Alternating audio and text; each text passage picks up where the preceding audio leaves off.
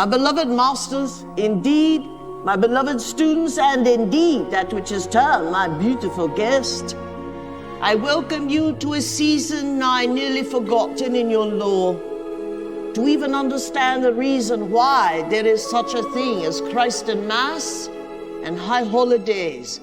But from ancient time, this time has come, far beyond the modern history of man and his wanderings.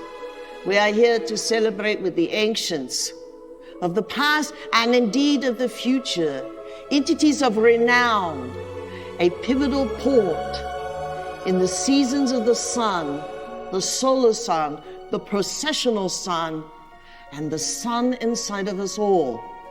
We are here to celebrate Christ in Mass in you.